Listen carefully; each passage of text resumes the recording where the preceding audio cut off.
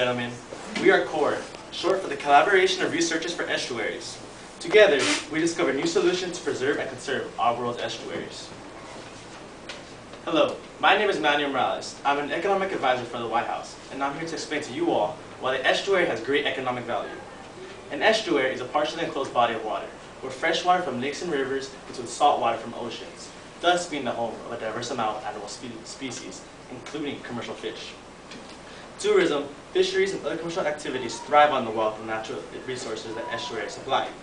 To protect the coastal waters of estuaries also support important public infrastructure, serving as harbors and ports vital for shipping, transportation, and industry.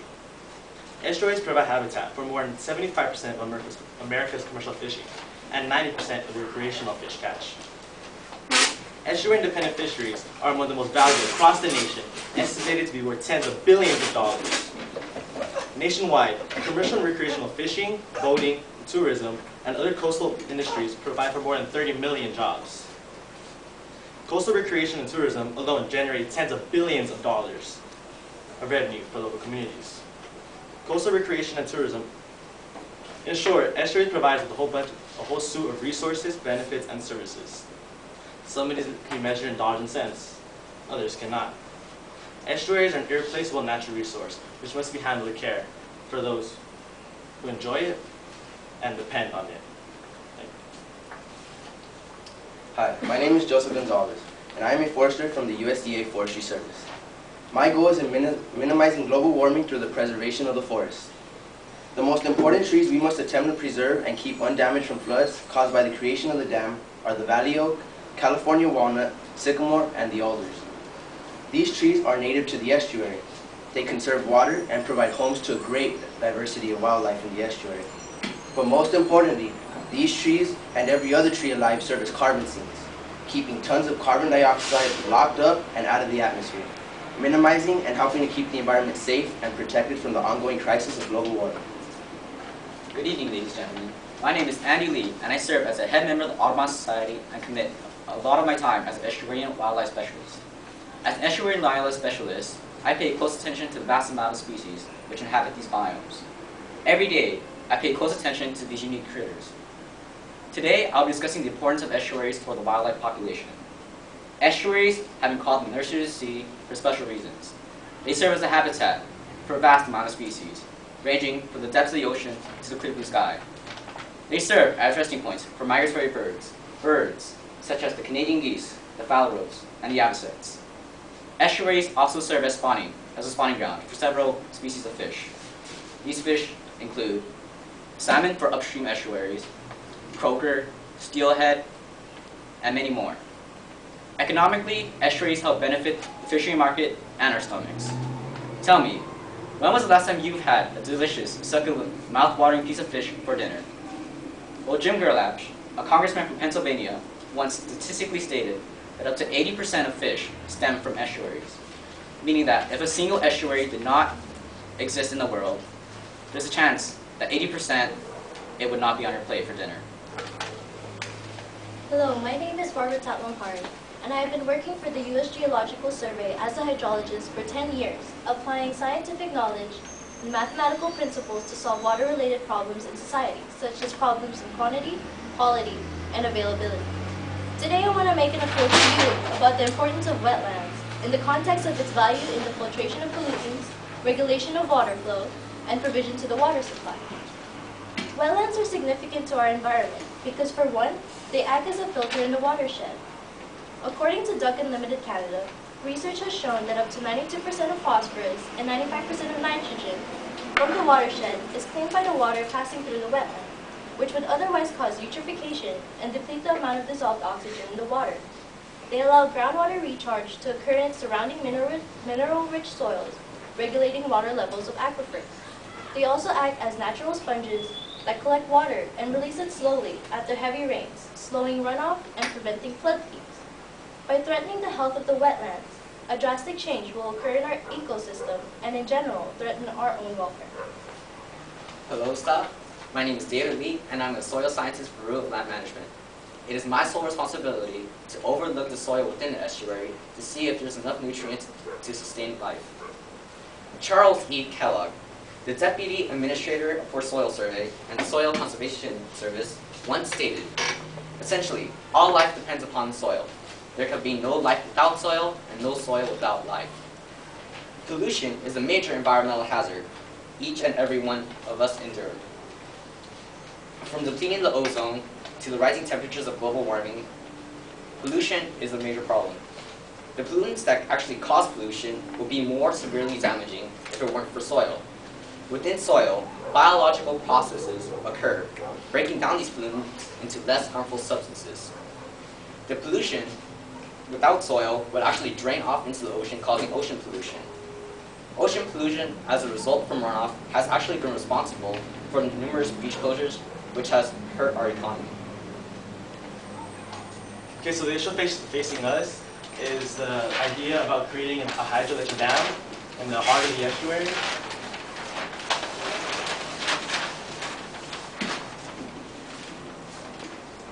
Okay. The initial cost of the hydroelectric dam is very high. It also takes a long time to construct the plant. Lots of designing, planning, and testing goes into the construction of the dams. Each dam is unique itself, so the designs cannot be standardized. Construction of dams require lots of steel, iron, and cement, which make the hydroelectric power plants very expensive. The project contains multiple risks to humans and or the environment. The construction materials used for the construction of dams should be of high quality. Any breakage in the dam can lead to a large-scale destruction of the human, plant, and animal lives. The failure of the Bangkwao Dam in China resulted in the deaths of more than 171,000 people and rendered millions homeless. Also, the usage of a hydroelectric dam raises the temperature in the water, destroying the homes of salmon and trout, which require cool water to live. Salmon and trout account for about $1 billion of revenue to the country every year and account for more than 1 in 10 jobs. In Bodega Bay in particular, the salmon and trout recreational and commercial fish catch account for about $480,000.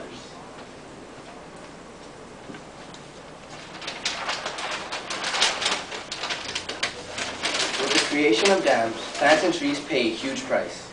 Dams bring the burden of floods. Although floods do provide nutrients to the rivers that are brought from the land, floods play a deadly role in the creation of dams. When plants and trees are watered too much, they are also in danger of being drowned, just like any human or animals are. Water is obviously the basis of life. However, too much of it isn't good. According to Luis Chicharo, faculty member of the Marine Sciences and Environment of the University of Algarve, Portugal, damage to the plants are considerable both during and after the dam construction. Also, in the creation of the Guadiana estuary in Portugal, Luis Chicharo discovered that no less than 1,200,000 trees were cut and at least 9 species considered rare, endemic, or threatened with extinction were being severely affected by the filling of the dam. So ladies and gentlemen, does 1,200,000 trees sound like a little bit? Well, of course not. It's a great chunk which can easily be the deciding factor between global warming or not.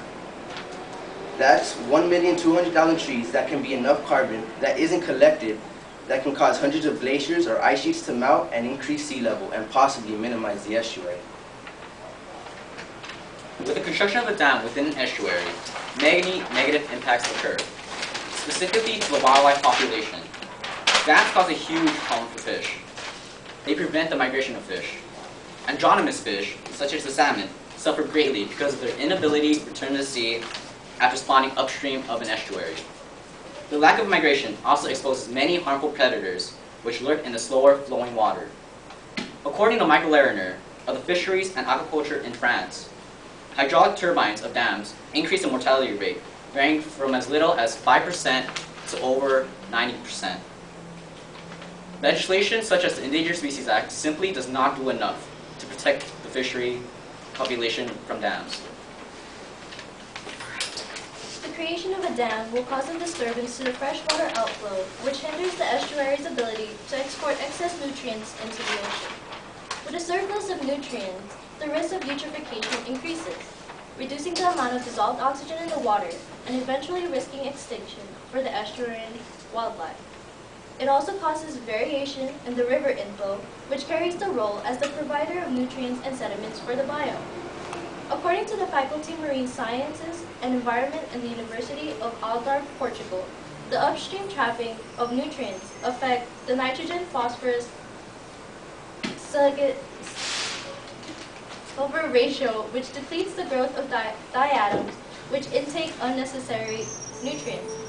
Because the nutrients are not being consumed by the diatoms, the possibility of blooms by other phytoplankton groups can increase and potentially become toxic to the estuary.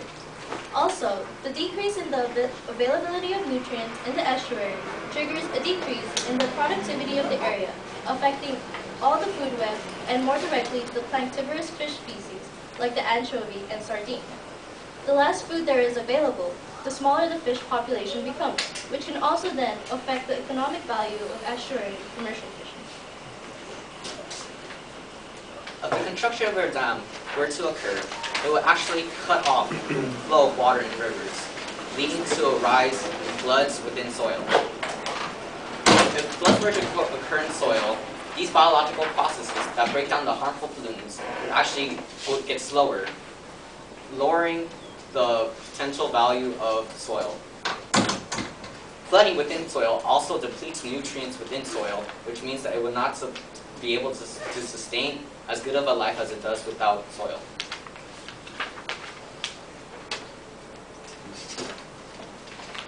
Okay, so our first solution is solar energy. The creation of dams produce high CO2 emissions from biomass decay. Solar energy, on the other hand, produces little to no carbon emissions. If solar panels were to be placed on the mountains or any hillside, this would prevent a large amount of trees from being damaged or destroyed in comparison to the damage a dam produces. Solar energy doesn't pollute the air with toxic byproducts or emissions, truly making it a green technology. Like my colleague, Joseph Gonzalez just stated, solar power energy is the way to go. This way, the critters inhabiting estuaries, especially the fish population, won't be harmed and energy will still be provided. It's a win-win situation.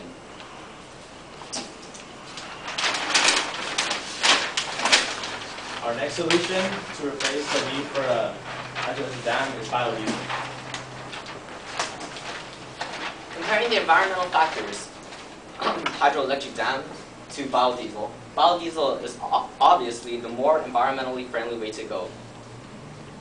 It's 20 to 40% better for fuel economy, meaning that it would lower our dependence on foreign oil. Looking at our current economy right now, we are kind of doing bad. Looking at the gas prices, which are above $4, which is insanely amount. Those prices will obviously keep on increasing within Libya because of the U.S. intervention. And biodiesel is also more cost efficient, comparing the prices of biodiesel and hydroelectric dams. And our last solution is just simple conservation.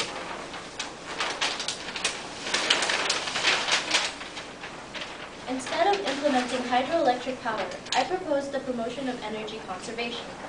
The Energy Star program was introduced in 1992 by the United States Environmental Protection Agency as a voluntary labeling program designed to promote the use of energy-efficient products to help reduce greenhouse gas emissions.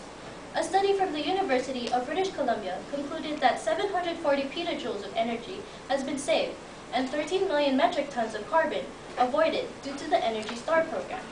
To entice the general population, financial incentives in the form of rebates can be offered in return for purchasing these energy-efficient appliances. Another source of conservation can be simply replacing light bulbs to CFLs. CFLs have several advantages over incandescent light bulbs. They last 8 to 10 times longer, use about 75% less energy, and produce 90% less heat while delivering more light per watt. One 20-watt CFL replaces a 75-watt incandescent bulb will save you $66 over the life of the bulb. Replace 100-watt incandescent bulb with a 25-watt CFL and save a whopping $75 over the life of the bulb. The EPA reports that CFLs are an environmentally responsible choice. Replacing one incandescent light bulb with an energy-saving CFL bulb reduces carbon monoxide emissions to the atmosphere by over 1,000 pounds. So, ladies and gentlemen, we must reconsider the construction of a dam in Bodega Bay. The harmful effects of such a procedure far outweigh the advantages that it can bring. Like historian Thomas Fuller once said, "We never know the worth of water until the well is dry. We must take action and continue to ensure the well-being of our estuaries lest we want to endanger our own welfare.